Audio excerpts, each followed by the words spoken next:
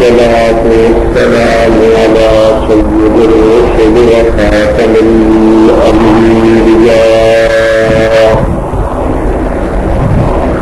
وعلى آله وأصحابه الأتقياء. أما بعد فأعوذ بالله من الشيطان الرجيم. بسم الله الرحمن الرحيم.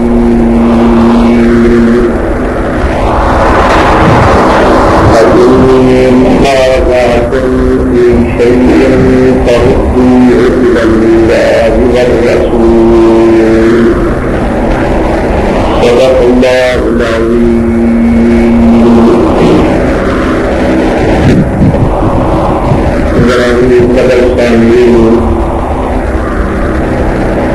الحمدللہ بفضل اللہ آج ہمارے اس پروگرام کا یہ 10واں بیان اور صدر ہے. کل آپ نے سنا حضرت عیسیٰ علیہ السلام کی حیات ان کے نزول کے بارے میں قرآنی آیات میں نے اس کے علاوہ ایک تمہید کی عرض کی تھی کہ قرآن مجید اہل کتاب کے متنازع فی امور کا فیصلہ فرماتا ہے. عیسائیوں کا یہ عقیدہ تھا کہ حضرت عیسیٰ علیہ السلام آسمانوں سے چلے جائیں اور پھر وہ دوبارہ نازل ہوں گے. اللہ تبارک و تعالی نے ان کے اس عقیدہ کی تردید نہیں فرمائی بلکہ اللہ نے ان کے اس عقیدہ کی تعبیر فرمائی. وما قتلوه يقينا بل رفعه الله إليه. کہ یہودیوں نے یقیناً انہیں قتل نہیں کیا بلکہ اللہ تبارک و تعالی نے انہیں آسمانوں پر اٹھا لیا. قرآن مجید کے علاوہ یہ عقیدہ اور یہ نظریہ کہ حضرت عیسیٰ علیہ السلام آسمان پر زندہ اور انہوں نے قیامت کی قریب دوبارہ آسمان سے نازل ہونا ہے. قرآن مجید کے اندر زیادہ تر اشارات اس طرح ہے کہ حضرت عیسیٰ علیہ السلام کو اٹھا لیا گیا اور حدیث پاک کے اندر زیادہ تر اشارات اور تصریحات اس بارے میں ہے کہ حضرت عیسیٰ علیہ السلام قیامت کے قریب دوبارہ نازل ہوں گے اور ان کے نزول کی کیفیت اور کچھ تفصیلات پیغمبر علیہ السلام نے احادیث مبارکہ میں بیان فرمائی ہے. سب سے پہلی حدیث ہے حضرت سیدنا ابی ہریرہ رضی اللہ تعالی عنہ سے. وہ فرماتے ہیں قال رسول اللہ صلی اللہ علیہ وسلم کہ رسول اللہ صلی اللہ علیہ وسلم نے فرمایا والذی نفسی بیدہ کہ مجھے اس ذات کی قسم ہے جس کے قبضہ میں میری جان ہے.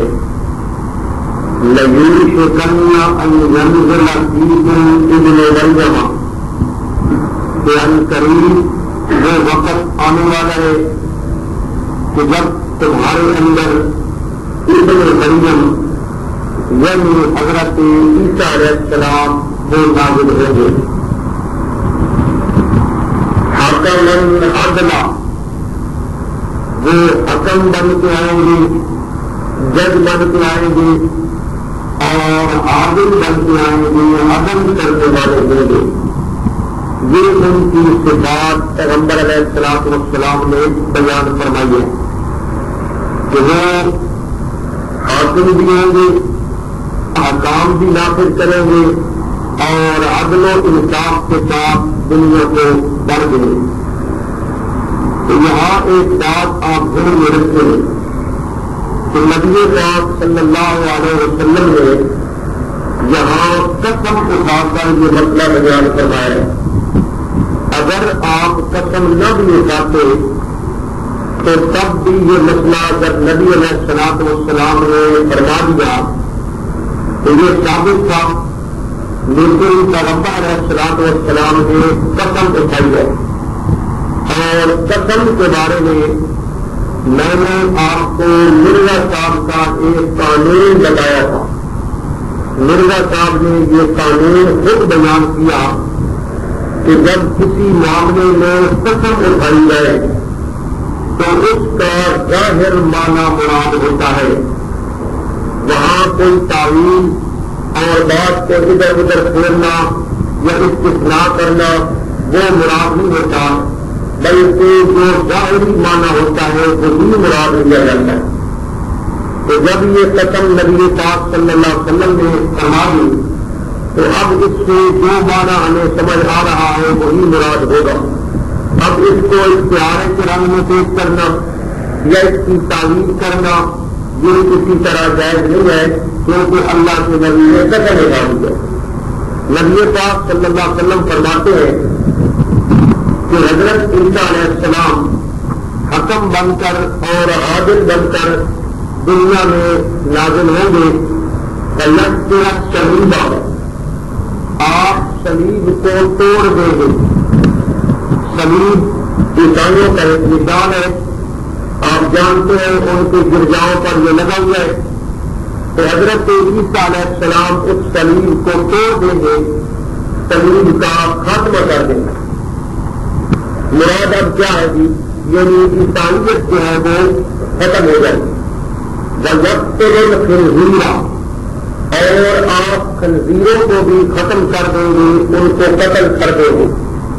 کیا مطلب ہے کہ وقت خنزیرہ جو خنزیر وغیرہ عیسائی لوگ کھاتے ہیں اور ان کا بڑا احترام کرتے ہیں، حضرت عیسیٰ علیہ السلام اس بات کو بھی ختم کر دیں گے.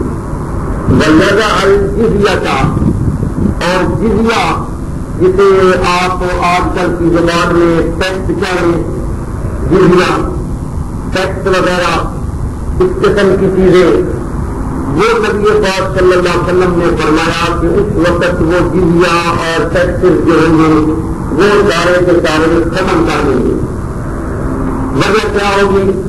وَنَزِيدَ الْمَالِ، مال و متاع عام ہو جائے گا. جب عدل و انصاف قائم ہوگا تو مال و دولت یہ عام لوگوں کے پاس ہو جائے گا.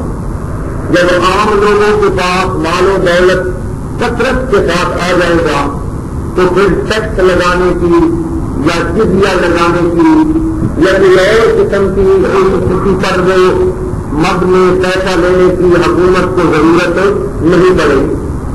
حتی لا یقبلہ احد، نبی پاک صلی اللہ علیہ وسلم فرماتے ہیں کہ مال و دولت اس طرح کثیر ہو جائے گا کہ اسے کوئی آدمی قبول کرنے والا بھی نہیں ہوگا. اگر آپ کسی کو صدقہ دینا چاہتے ہیں، کسی کو مدد کرنا چاہتے ہیں تو ہر آدمی کے پاس اتنا سرمایہ ہوگا اور معاشی طور پر ہر آدمی اتنی اچھی حالت میں ہوگا کہ وہ پیسہ قبول نہیں کرے گا. اچھا تکون السجدۃ الواحدۃ خیر من الدنیا وما فیہا، نبی پاک صلی اللہ علیہ وسلم فرماتے ہیں کہ اس وقت قدر و قیمت مال کی نہیں ہوگی، بلکہ قدر و قیمت جو ہے وہ اللہ کی عبادت کی ہو جائے گی. یہاں تک کہ ایک سجدہ جو اللہ کے سامنے کیا جاتا ہے خیر من الدنیا وما فیہا، وہ دنیا اور ما فیہا سے مراد، دنیا اور ما فیہا سے مراد ہے کہ جو کچھ دنیا کے اندر ہے، اس سب سے اللہ کے حضور ایک سجدہ کرنا یہ بہتر گردانا جائے گا۔ اس لیے حضرت عیسیٰ علیہ السلام کی آمد کے بارے میں آپ نے یہ حدیث پاک ارشاد فرمائی ہے اور کچھ آپ کے اوصاف بھی آپ نے بیان فرما دیے۔ کتاب کا نام بخاری شریف صفحہ نمبر 581۔ یہ روایت کی ہے حضرت ابو ہریرہ رضی اللہ تعالیٰ عنہ نے، حضرت ابو ہریرہ رضی اللہ تعالیٰ عنہ نے یہ حدیث روایت فرمائی ہے اور وہ آگے فرماتے ہیں ثم یقول ابو ہریرہ، پھر ابو ہریرہ بھی کہتے تھے وَاقْرَؤُوا إِنْ شِئْتُمْ، کہ اگر تم چاہو تو یہ آیت قرآن کی پڑھ لو۔ مطلب کیا ہے؟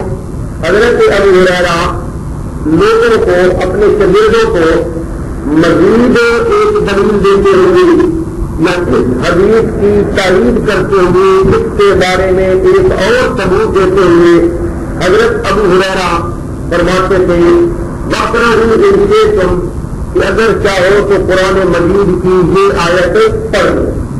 وَإِنْ مِنْ أَهْلِ الْكِتَابِ إِلَّا لَيُؤْمِنَنَّ بِهِ قَبْلَ مَوْتِهِ وَيَوْمَ الْقِيَامَةِ يَكُونُ عَلَيْهِمْ شَهِيدًا، کہ اہل کتاب میں سے کوئی آدمی ایسا نہیں ہوگا مگر وہ حضرت عیسیٰ علیہ السلام پر ان کی وفات سے پہلے ایمان لائے گا، اور حضرت عیسیٰ علیہ السلام قیامت والے دن اس کے بارے میں گواہی دیں گے۔ حضرت ابو ہریرہ رضی اللہ تعالیٰ عنہ 7 قرآن مجید کی یہ آیت بھی پڑھتے ہیں اور اس سے بھی استدلال کرتے ہیں۔ اور میں نے یہ آپ کو بتایا تھا کہ حضرت ابو ہریرہ رضی اللہ تعالیٰ عنہ کی عموماً یہ عادت تھی کہ اگر کوئی حدیث بیان فرماتے اور اس حدیث کے حق میں قرآن مجید کی بھی کوئی آیت ہوتی، اگر کوئی آیت ہوتی اس کے حق میں، تو حضرت ابو ہریرہ رضی اللہ تعالیٰ عنہ کیونکہ نبی پاک صلی اللہ علیہ وسلم کی تدبیر اور تفسیر لکھی تھی تو وہ جو فرما دیا کرتے تھے کہ اگر تم چاہو تو اس بات کے لیے قرآن مجید کی یہ آیت بھی پڑھ سکتے ہو، لیکن قرآن مجید کی اس آیت میں بھی یہ مضمون ثابت ہے۔ تو اب ہمیں دو باتیں سمجھ آ گئی، ایک تو نبی کریم صلی اللہ علیہ وسلم کی حدیث سمجھ آ گئی کہ حضرت عیسیٰ علیہ السلام نازل ہوں گے، اور دوسری بات یہ سمجھ آ گئی وَإِنْ مِنْ أَهْلِ الْكِتَابِ إِلَّا لَيُؤْمِنَنَّ بِهِ قَبْلَ مَوْتِهِ، کہ اس سے مراد بھی حضرت عیسیٰ علیہ السلام کا دوبارہ آنا ہے۔ اور حضرت ابو ہریرہ صحابی رسول ہے، اور صحابی رسول جب قرآن پاک کی کوئی آیت پڑھتا ہے بطور استدلال کی تو لازماً اس نے پیغمبر علیہ السلام سے سنا ہوتا ہے۔ اپنی طرف سے صحابی رسول اس طرح یعنی تشریح اور تفسیر نہیں فرماتے، ان کے پاس کوئی ثبوت نبی اکرم صلی اللہ علیہ وسلم سے ہوتا ہے کہ حضرت ابو ہریرہ رضی اللہ تعالیٰ عنہ نے قرآن مجید کی یہ آیت بھی ساتھ پڑھ لی۔ یہ حدیث ہے بخاری شریف صفحہ نمبر 581 پر۔ یہ بات سمجھ آ گئی۔ آگے دوسری حدیث عن عبد اللہ بن عمر قال قال رسول اللہ صلی اللہ علیہ وسلم ينزل عیسی ابن مریم الى الارض، حضرت عبداللہ ابن عمر حضرت عمر رضی اللہ تعالیٰ عنہ کے بیٹے ہیں، یہ فرماتے ہیں کہ پیغمبر علیہ السلام نے ارشاد فرمایا کہ ينزل عیسی ابن مریم، کہ حضرت عیسیٰ ابن مریم نازل ہوں گے۔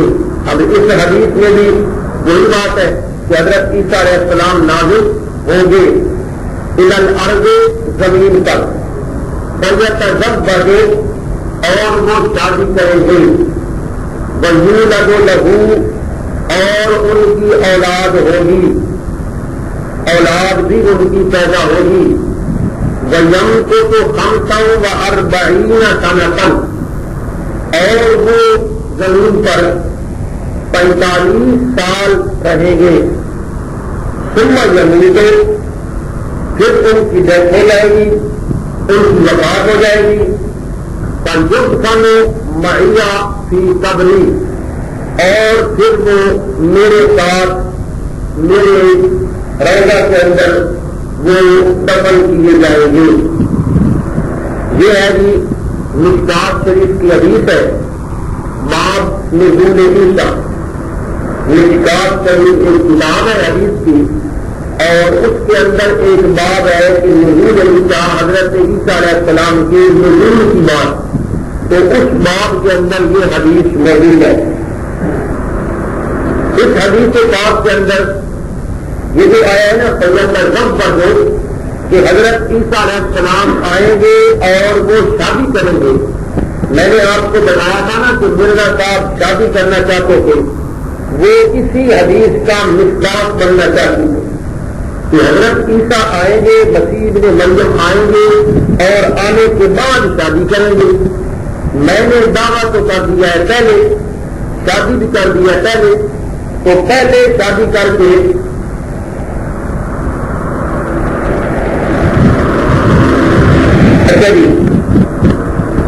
تو پہلے اس نے شادی کر لی تھی اور بعد میں اس نے مسیحیت کا دعویٰ کیا تھا۔ تو اس حدیث کا مصداق بننے کے لیے مرزا قادیانی کہتا تھا کہ میں نے شادی کرنی ہے اور اللہ نے مجھے خبر دی ہے کہ تیری شادی بھی ہوگی اور تیری اولاد بھی ہوگی، لیکن اس کی وہ شادی نہ ہو سکی محمد بیگم کے ساتھ۔ پھر دوسری بات یہ ہے کہ ثم یموت فیدفن معی فی قبری، حدیث کے جو الفاظ ہیں ان کا معنی یہ ہے کہ پھر وہ فوت ہو جائیں گے، فیدفن معی، اور وہ دفن ہوں گے میرے ساتھ، فی قبری، میری قبر کے اندر۔ اب یہاں بھی مرزائی اعتراض کرتے ہیں کہ دیکھو جی یہ تو حدیث بھی غلط ہے، نبی پاک کی قبر کے اندر کیسے وہ دفن ہوں گے، قبر کے اندر کیسے دفن ہوں گے، یہ تو بات ہی غلط ہے۔ تو اس کے بارے میں گزارش یہ ہے کہ قبر سے مراد یہ نہیں کہ اسی قبر کے اندر، معی فی قبری کا مطلب یہ ہے کہ میرے مقبرہ میں جہاں میں دفن ہوں اسی جگہ وہ بھی دفن ہوں گے۔ یہ مطلب نہیں کہ اسی قبر کے اندر وہ دفن کیے جائیں گے، یہ مطلب نہیں ہے۔ اور یہ مطلب جو ہے مرزا صاحب نے خود مراد لیا ہے۔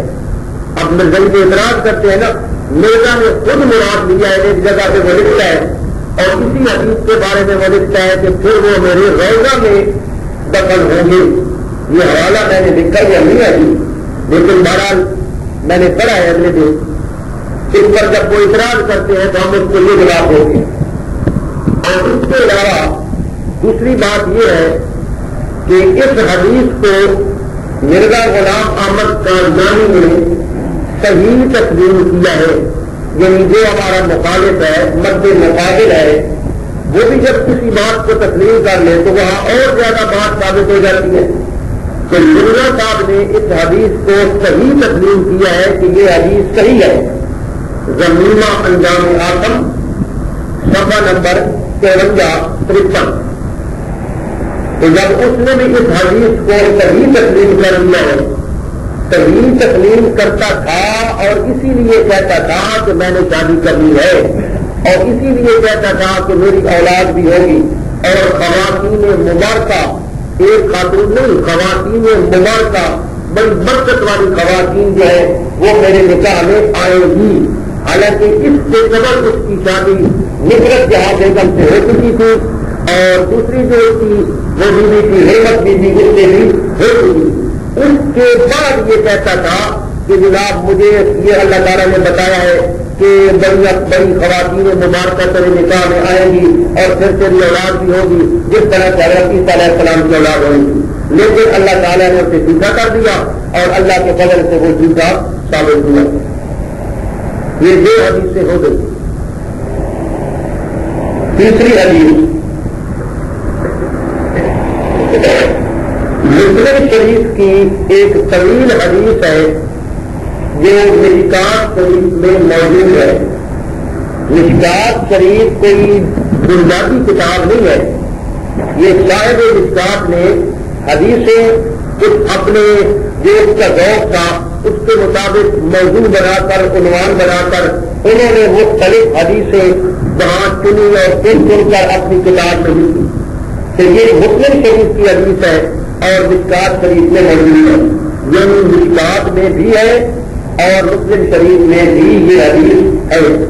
عن نواس ابن سمعان، اس حدیث کے راوی ہیں حضرت نواس ابن سمعان رضی اللہ تعالی عنہ. لمبی حدیث ہے، میں نے آپ کے سامنے تھوڑا سا ٹکڑا پیش کرنا ہے اس کا کہ نبی پاک صلی اللہ علیہ وسلم نے فرمایا کہ جب دجال اپنا فتنہ و فساد برپا کر رہا ہوگا، دجال آئے گا وہ فتنہ فساد برپا کر رہا ہوگا تو پھر کیا ہوگا جی؟ اذ بعث اللہ المسیح ابن مریم، تو پھر اللہ تعالی مسیح ابن مریم کو بھیج دے گا. حضرت مسیح ابن مریم پھر آ جائیں گے. فینزل عند المنارۃ البیضاء شرقی دمشق، وہ حضرت عیسیٰ علیہ السلام دمشق کے مشرقی جانب سفید مینارے کے پاس وہ نازل ہوں گے. سفید مینارے کے پاس وہ نازل ہوں گے. بین محلوقتین، دو زرد چادروں میں لپٹے ہوئے ہوں گے.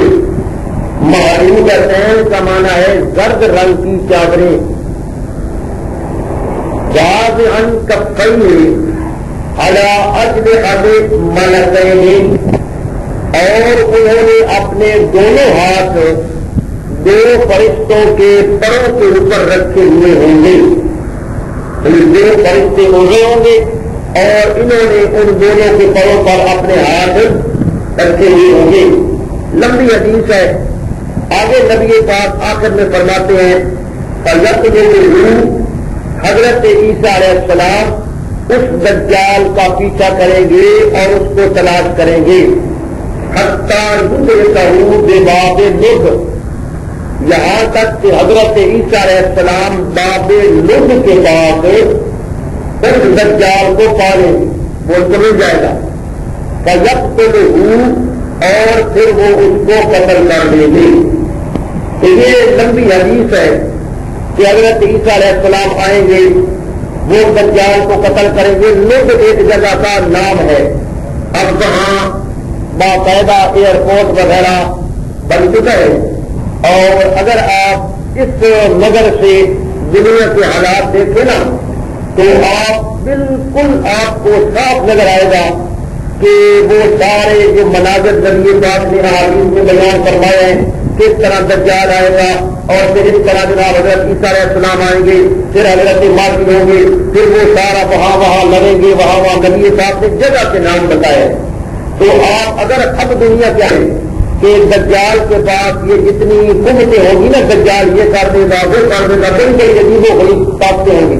تو بعض علماء کی رائے یہ ہے واللہ اعلم بالصواب، وہ کہتے ہیں کہ آج کل کی جتنی ٹیکنالوجی ہے نا وہ ساری کی ساری اس وقت دجال کے ہاتھ میں ہوگی اور وہ ان کا حاکم ہوگا یہودیوں کا.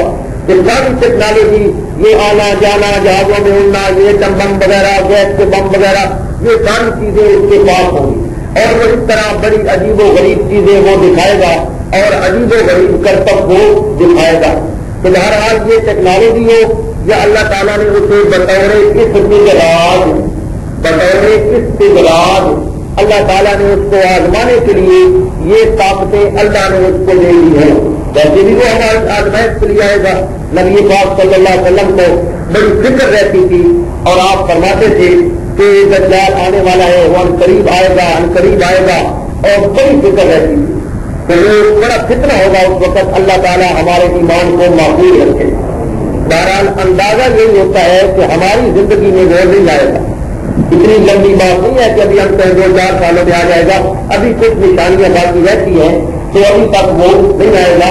لیکن اندازہ یہ ہوتا ہے کہ سٹیج اسی طرح بن رہا ہے، نظام سارا اسی طرح بنتا چلا جا رہا ہے.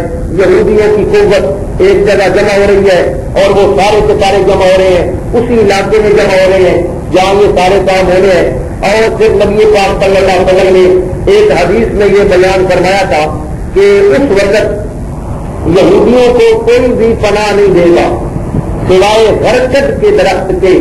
یہ نبی پاک نے فرمایا غرقد کے درخت کے علاوہ کوئی یہودیوں کی پناہ گاہ نہیں ہوگی. حتیٰ کہ اگر وہ کسی پتھر کے پیچھے بھی بیٹھے ہوں گے تو وہ پتھر بھی بول کر بتائے گا کہ یہ یہودی میرے پیچھے بیٹھا ہے اور مسلمان اس کو قتل کریں, پھر مسلمان اس کو قتل کر دیں گے.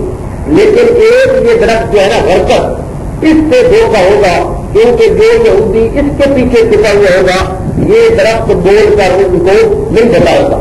تو آج آپ دیکھ رہے ہیں یہ غرقد کا درخت ہوتا ہے اپنا ایک کیکر کی طرح, جس طرح ہمارا کیکر ہے.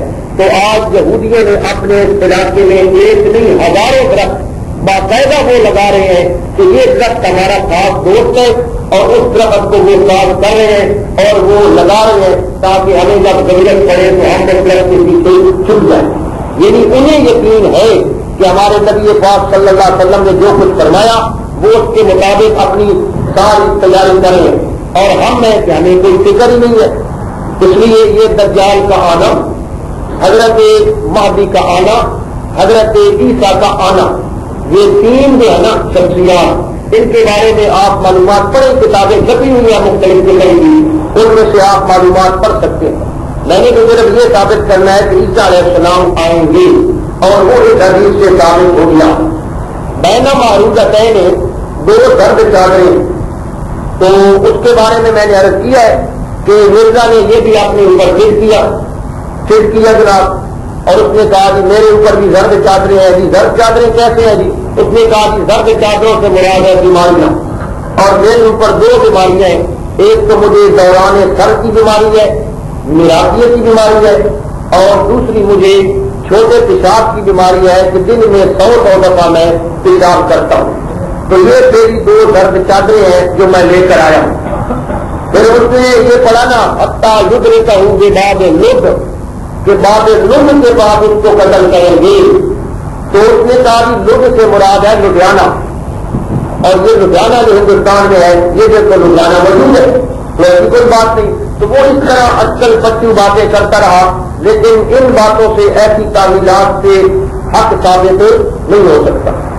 یہ تین حدیثیں ہو گئی, ایک حضرت ابو ہریرہ کی, دوسری حضرت عبداللہ ابن عمر کی, اور تیسری حضرت نواس ابن سمعان کی رضی اللہ تعالی عنہ. چوتھی حدیث عن ابی ہریرہ, یہ بھی حضرت ابو ہریرہ رضی اللہ تعالی عنہ سے روایت ہے.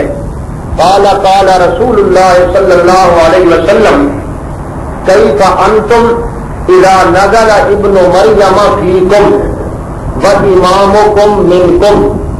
نبی پاک صلی اللہ علیہ وسلم فرماتے ہیں کہ اس وقت تمہارا کیا حال ہوگا, یعنی تمہاری بڑی عجیب کیفیت ہوگی کہ جب کہ تم نے عیسیٰ ابن مریم نازل ہوں گے.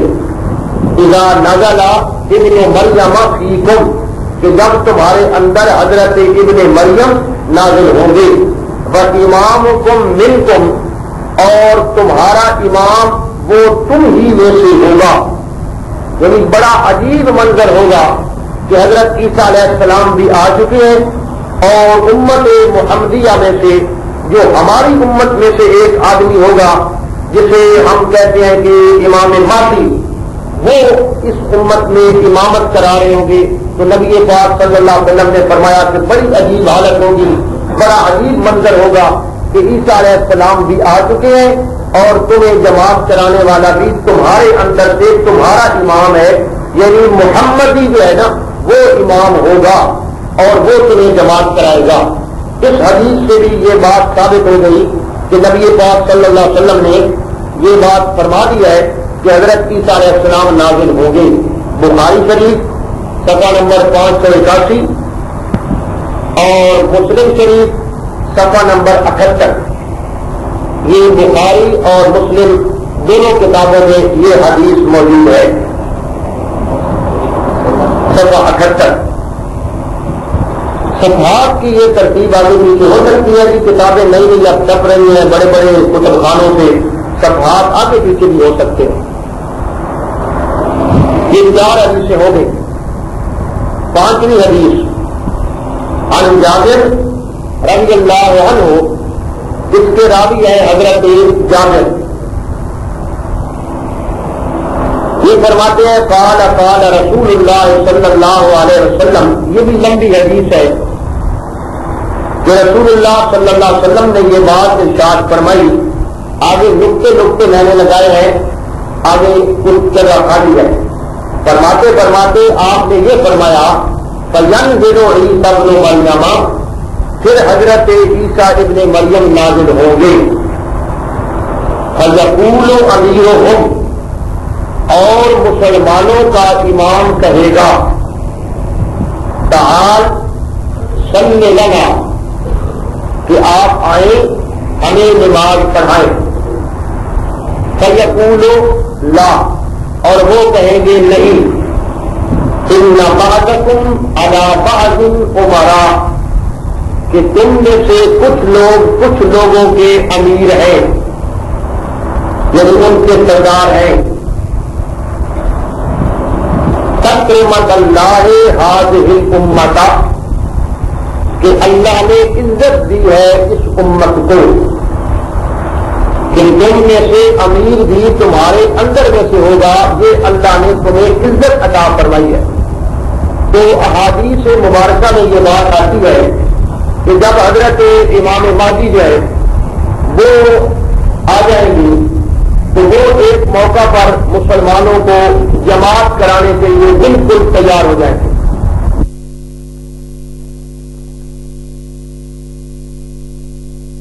حضرت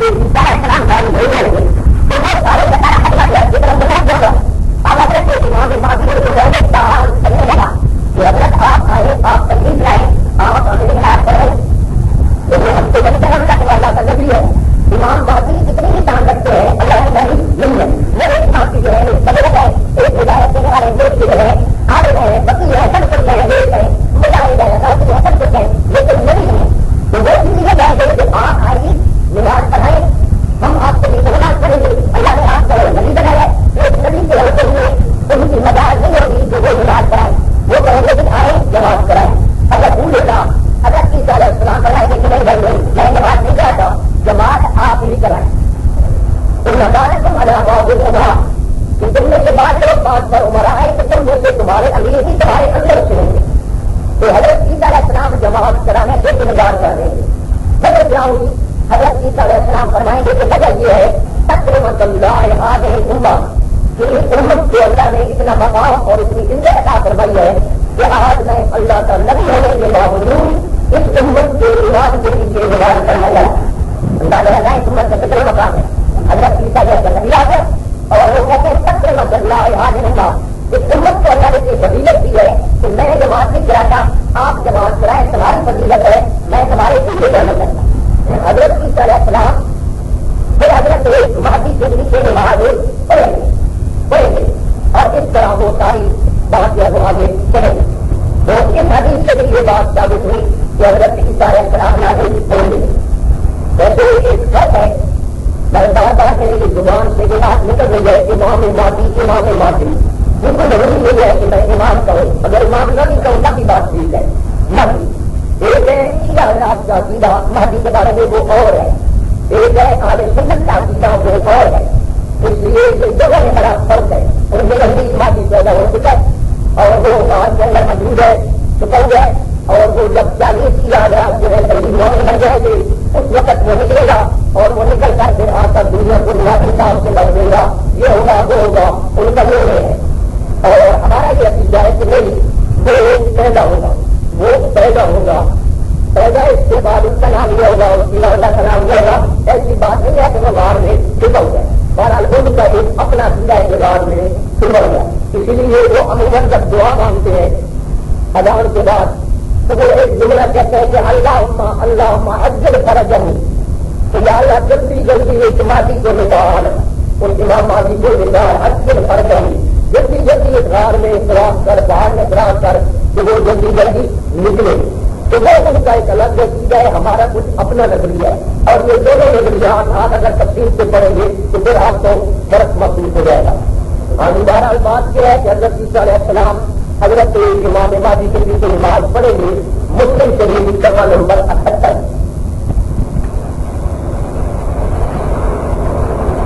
دوسری حدیث عن الحسن، حسن سے مراد ہے حسن بصری رحمت اللہ تعالی علیہ، یہ صحابی نہیں ہے، تابعی ہے.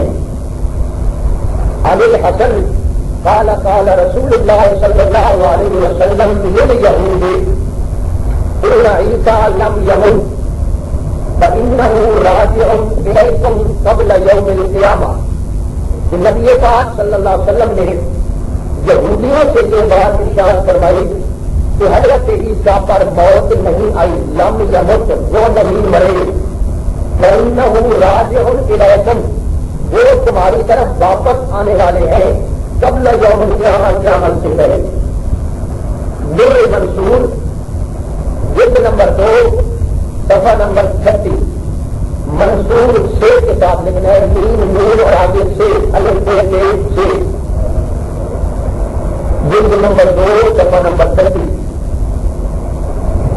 کہ حضرت حسن بصری رحمت اللہ تعالیٰ فرماتے ہیں کہ آپ نے یہودیوں سے یہ فرمایا. اب حضرت حسن جو ہے بصری وہ صحابی نہیں ہے، ان کی ملاقات نبی پاک صلی اللہ علیہ وسلم سے نہیں ہوئی، نبی پاک کو انہوں نے نہیں دیکھا. لیکن حسن بصری کہتے ہیں انل حسن قال قال رسول اللہ، کہ حضرت حسن بصری کہتے ہیں کہ رسول اللہ نے فرمایا تھا.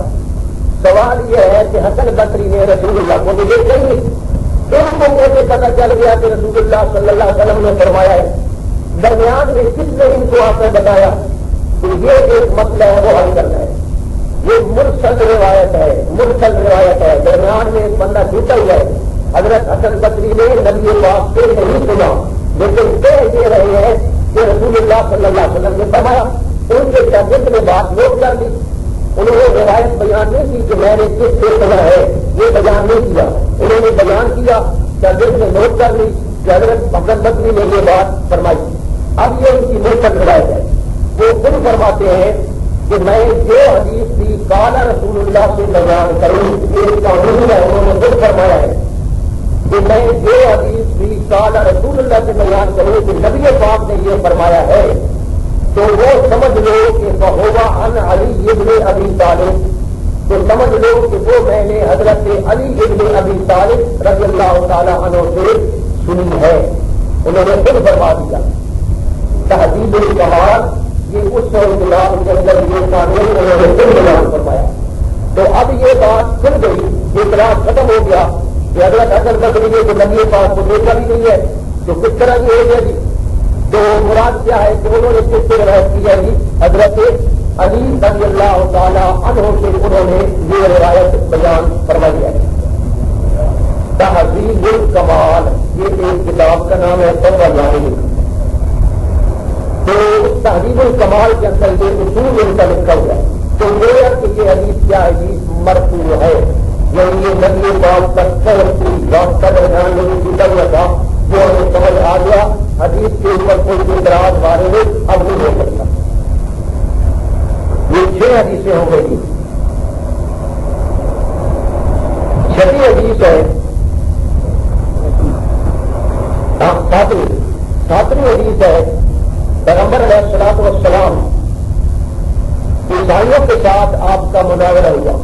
نبی پاک صلی اللہ علیہ وسلم سن 6 ہجری میں جب آپ نے صلح حدیبیہ فرمائی اور اس کے بعد آپ نے مختلف علاقوں کے اندر وہ دعوت نامے بھیجے، پھر کچھ حضور آنے لگے، باقاعدہ بڑے بڑے وفد آئے. تو نجران کا ایک وفد آیا عیسائیوں کا، بڑی لمبی اس کی تفصیلات ہے. نجران کا وفد آیا عیسائیوں کا، اور اس نے آ کر نبی پاک صلی اللہ علیہ وسلم کے ساتھ بات کی. صرف بات نہیں کی بلکہ مناظرہ کیا. اور انہوں نے یہ ثبوت دیے کہ حضرت عیسیٰ جو ہے وہ اللہ ہے، وہ اللہ ہے، وہ ابن اللہ ہے، اللہ کے بیٹے ہیں. تو نبی پاک صلی اللہ علیہ وسلم نے ان کے جواب میں حضرت عیسیٰ کے اللہ نہ ہونے پر دلائل دیے کہ حضرت عیسیٰ اللہ نہیں ہو سکتے، وہ اللہ نہیں ہے. یہ ان کا مناظرہ ہوا نبی پاک صلی اللہ علیہ وسلم کے ساتھ. تو وہ لمبی تفصیل ہے. عیسائیوں نے کہا جی اگر حضرت عیسیٰ کا باپ اللہ نہیں ہے تو پھر آپ ہمیں بتائیں کہ حضرت عیسیٰ کا باپ کون ہے. آپ ہمیں اس کی کوئی مثال پیش کریں. یہ ساری صورت آل عمران جو ہے نا یہ انہی عیسائیوں کے بارے میں نازل ہوئی ہے. اور آپ جانتے ہیں صورت آل عمران میں حضرت عیسیٰ کا قصہ, حضرت مریم کا قصہ اور یہ ساری باتیں ہیں, یہ انہی کے جواب میں مبالغے کا واقعہ ہے. یہ سارا انہی کے جواب میں یہ صورت آل عمران اتری ہے. تو انہوں نے کہا کہ یا تو آپ ہمیں کوئی ایسا بندہ بتائیں کہ جو بغیر باپ کے پیدا ہوا ہو. بغیر باپ کے تو کوئی ہو سکتا ہی نہیں ہے.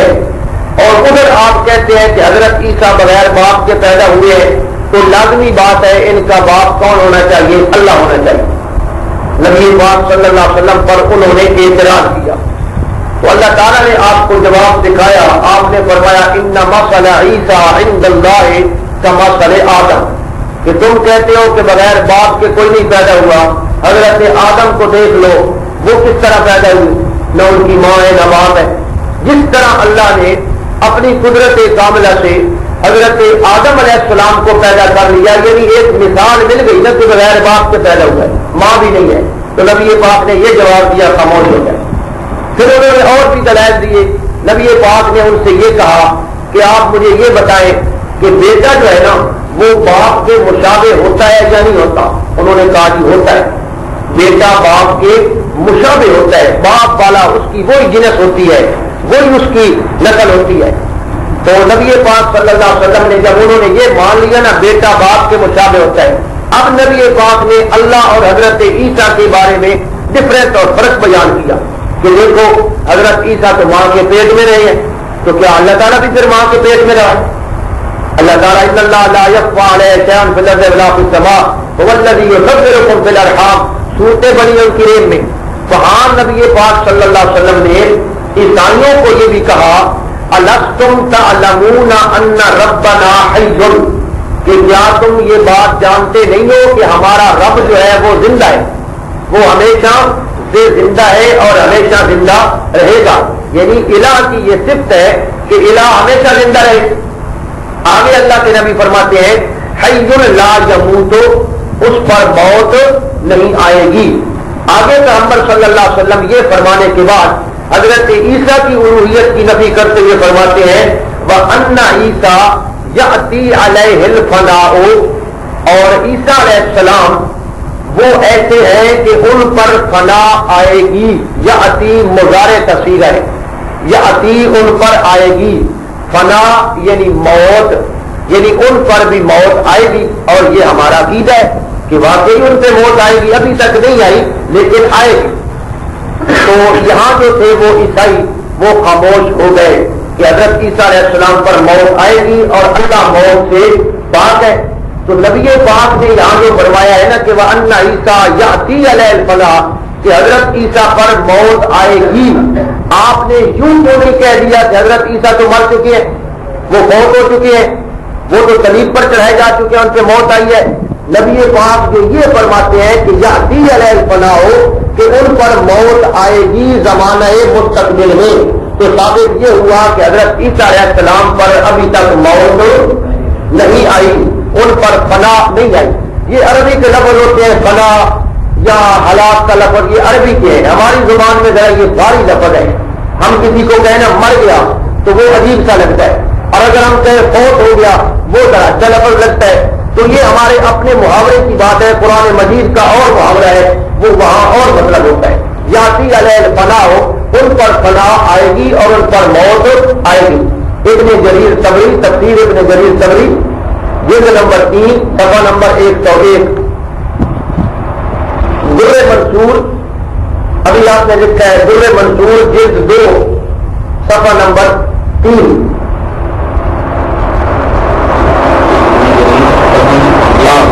جلد نمبر 3 صفحہ نمبر 101.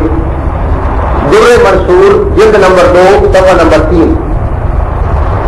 تو یہ مرزا نے بھی دلیل یہ بیان کی ہے. ایک بات مرزا نے بھی یہ کی ہے, مرزا نے یہ کہا ہے کہ جی ہمیشہ زندہ رہنا یہ تو اللہ کی صفت ہے, اور یہ مسلمان مانتے ہیں کہ عیسیٰ علیہ السلام زندہ ہے, یہ تو بڑی عجیب بات ہے.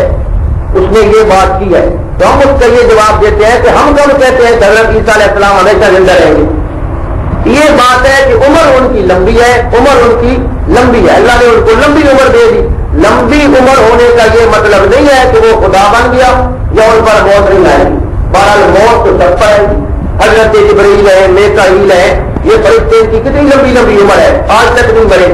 لیکن ایک وقت آئے گا کل من علیہ فان, ان پہ بھی وہ اللہ کی قضا کا فیصلہ لاگو ہوگا. اسی طرح حضرت عیسیٰ علیہ السلام سے بھی وہ موت آئے گی.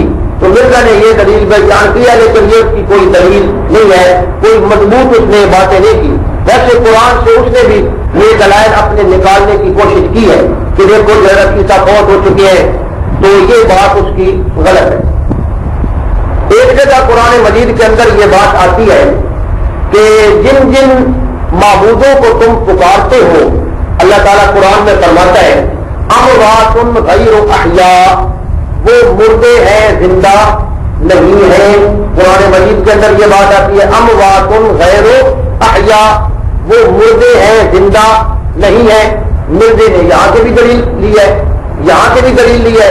اور مرزا کہتا ہے کہ دیکھو جی حضرت عیسیٰ علیہ السلام کو بھی جو عیسائی تھے وہ خدا سمجھ کر پکارتے تھے اور ان کی عبادت کرتے تھے, اور اللہ تعالیٰ فرماتے ہیں کہ جن جن کی تم عبادت کرتے ہو وہ کیا ہیں جی, سارے کیا ہیں جی اموات, وہ سارے مردہ ہیں. تو ثابت ہوا کہ حضرت عیسیٰ بھی کیا ہیں جی مردہ ہے. یہ اس نے دلیل دی ہے اور آدمی کا سر ٹکرا جاتا ہے. یہ واقعی بڑی عجیب بات ہے. اور وہ عیسائی پکارتے تھے حضرت عیسیٰ کو, یا تو حضرت عیسیٰ کی عبادت نہ ہوتی نا, عبادت تو ہوتی تھی.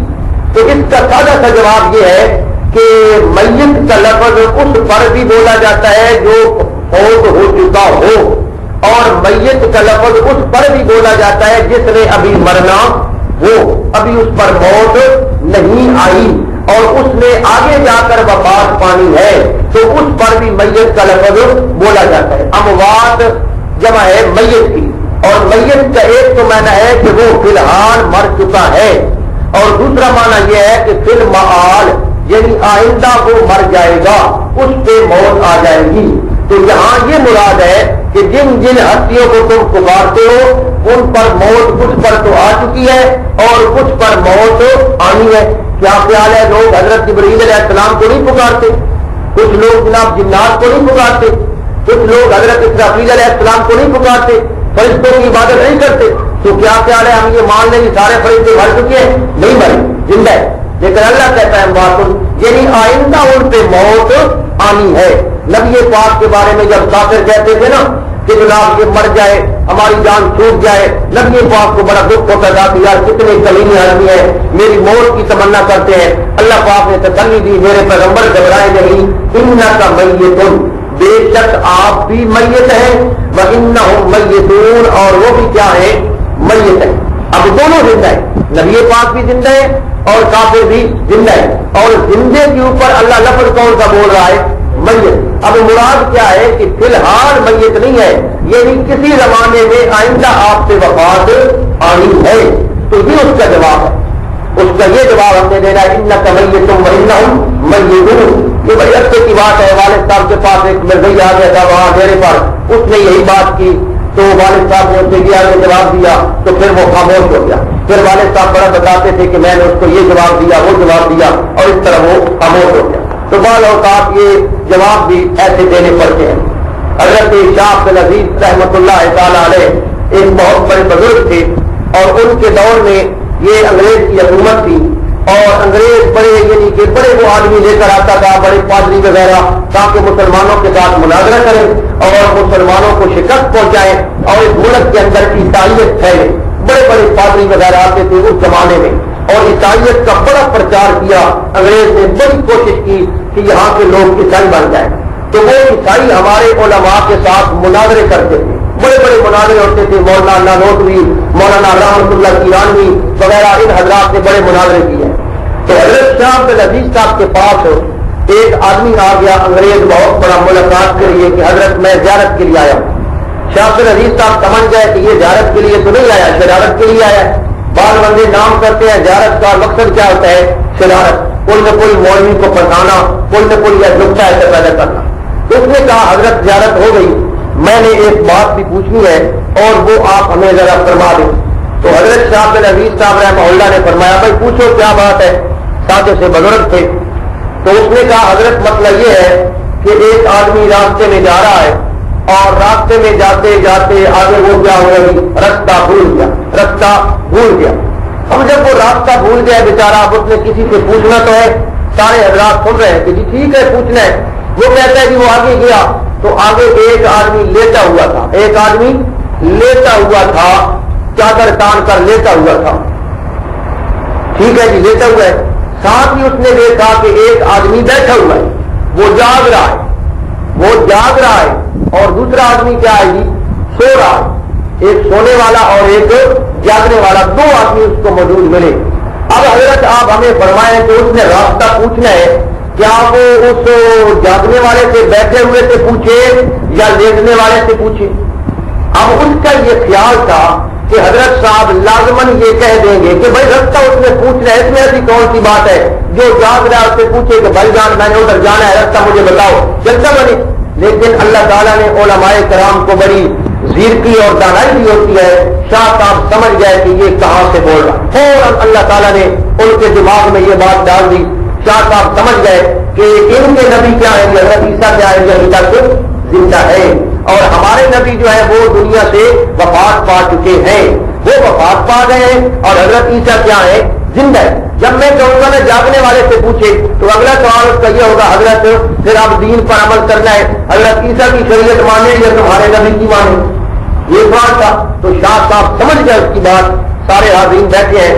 شاہ صاحب بڑی سادگی سے فرماتے ہیں بھائی راستہ تو اسی نے بتانا ہے جو سویا ہوا ہے، راستہ تو اسی نے بتانا ہے جو سویا ہوا ہے. وہ جو بیٹھا ہوا ہے نا وہ بھی اسی لیے بیٹھا ہے کہ یہ اٹھے اور مجھے رستہ بتائے. بات ختم، کو اپنا سمجھ لے کر رہا ہے، حضرت نے کیا کہہ دیا، یہ آپ کو بات سمجھ آ گئی نا. یہ بھی بعض اوقات یہ اس طرح کرتے ہیں سوالات. ایک آدمی آیا شاہ صاحب کے پاس، اس نے کہا جی کہ اس قسم کا فاتح، اس نے شعر پڑھا، مجھے شعر جلدی میں یاد نہیں آ رہا. مصطفیٰ زیر زمین دفن و عیسیٰ بأوج سماعت، کہ دیکھو جی آپ کے نبی جو ہے وہ زیر زمین دفن ہے اور ہمارے قطع بگفت کہ عیسیٰ جو مصطفیٰ اعلیٰ، کہ کسی نے کہا کہ حضرت عیسیٰ جو ہے یہ نبی پاک صلی اللہ علیہ وسلم سے زیادہ شان والے ہیں. کیوں جی؟ دلیل اس نے کیا دی کہ این بزیر زمین دفن و آ باؤ سماعت، کہ یہ زیر زمین دفن ہے اور وہ کہاں آسمان کی بلندیوں پر ہے.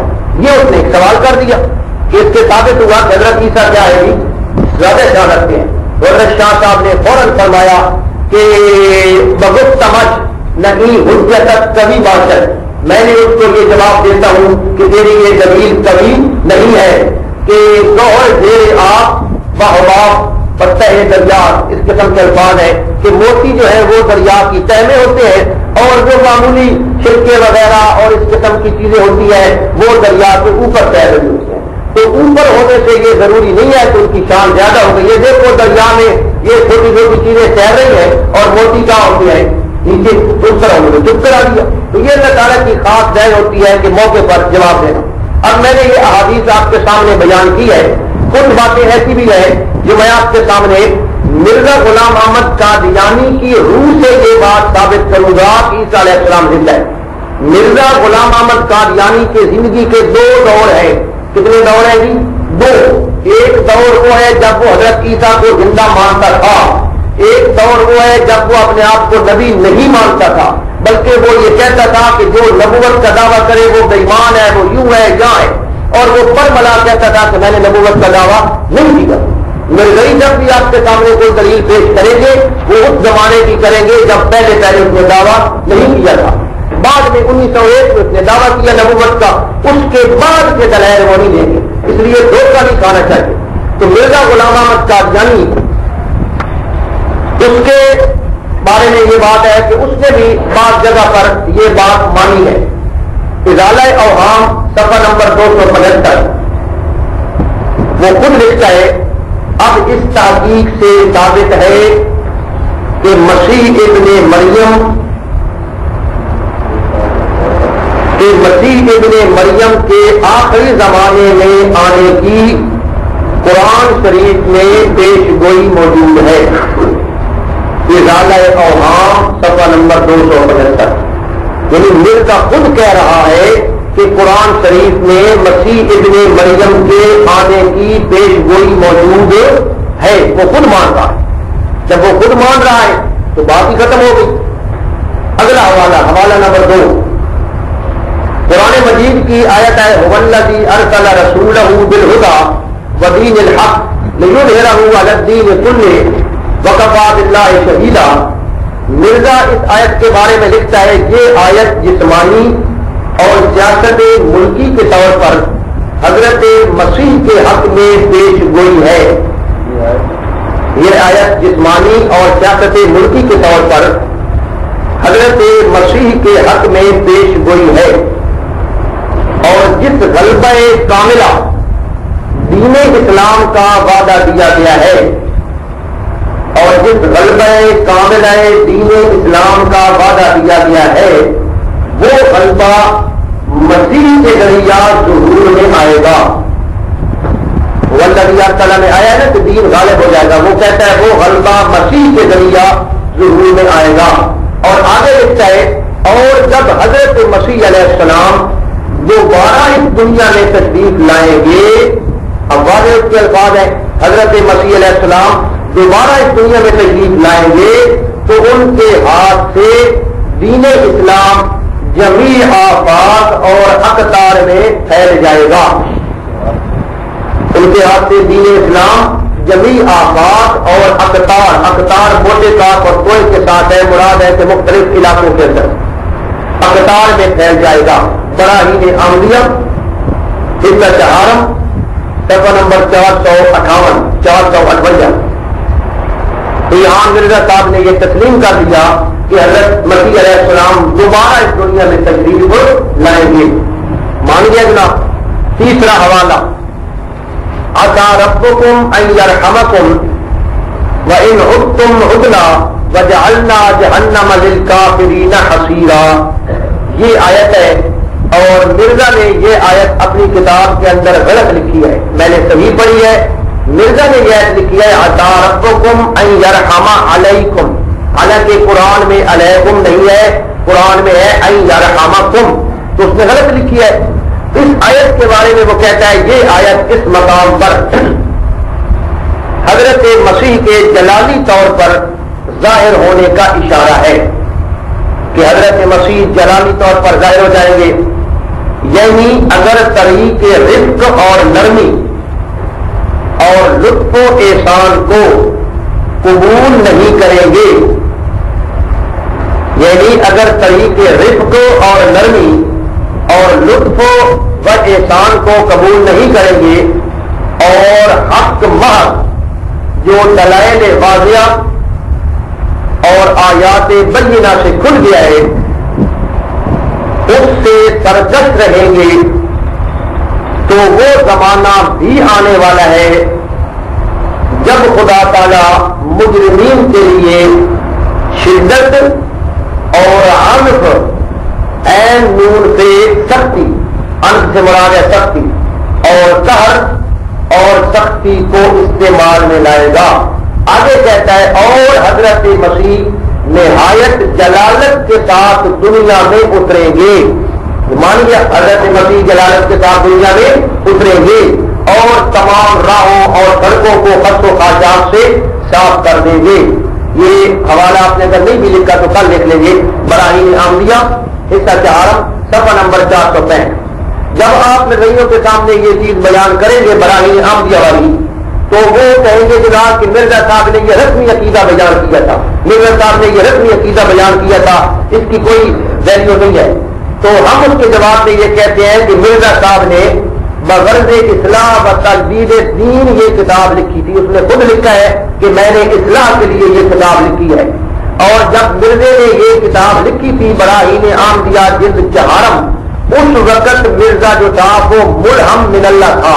اس کا دعویٰ تھا کہ مجھے وہی ہوتی ہے, وہی ہوتی تھی اور وہی ہونے کے زمانے میں ایک آدمی کتاب لکھتا ہے اور کتاب کے اندر یہ بات لکھتا ہے, پھر وہ غلط کس طرح لکھتا ہے, غلط کس طرح ہو گیا. پھر اس کتاب پر مرزا نے 10,000 کا اشتہار بھی دیا تھا کہ میری کوئی بات غلط ثابت کر دے میں 10,000 روپیہ انعام دوں گا. اشتہار بھی دے رہا ہے. پھر جناب مرزا صاحب کے بقول مرزا نے یہ بھی کہا ہے کہ یہ کتاب جو میں نے لکھی ہے نا یہ نبی پاک صلی اللہ علیہ وسلم کے ہاتھوں میں پہنچ چکی ہے.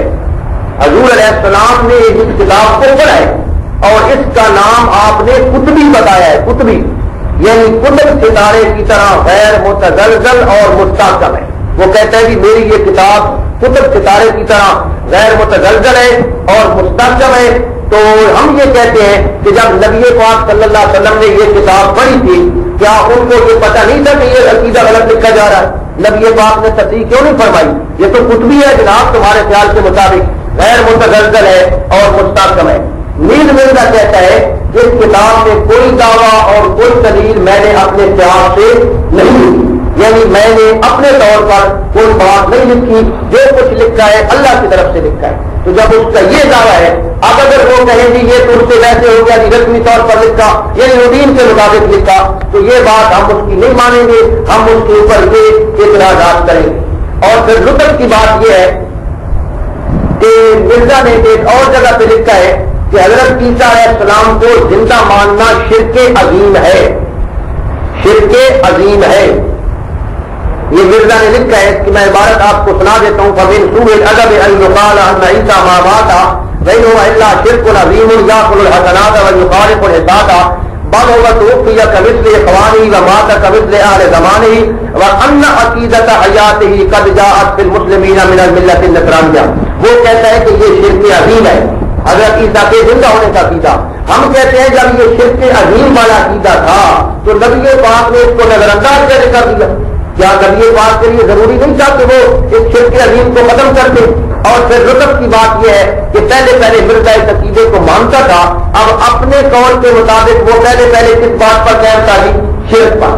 تو پہلے شرک پر تھا, بعد میں نبی بن گیا, یہ کیسے ہو سکتا ہے؟ تو یہ عجیب سا گورکھ گندا ہے اس کا. بارہ ٹائم ہو گیا جی, 3 حوالے اس کے باقی ہیں, انشاءاللہ تعالیٰ یہ کل پیش کریں گے. یہ بھی بڑے مزیدار ہیں اور ضروری لکھنے والے ہیں. مزید بھی کچھ باتیں کریں گے اور انشاءاللہ تعالیٰ کل ہمارا جو کورس ہے نا وہ تقریباً 10-15 منٹ جو ہے وہ سبق ہوگا اور اس کے بعد تھوڑا سا آپ کے لیے اکرام کریں گے. آپ تمام ساتھیوں سے میری گزارش ہے کہ جو بھی یہاں کورس میں تشریف لاتے ہیں آپ ضرور تشریف لائیں. کل آپ کو انشاءاللہ تعالیٰ کچھ آپ تقریب کر دیں سندوں کے اصول کے لیے کچھ مزید باتیں کریں گے. واخر دعوانا الحمدللہ رب العالمین.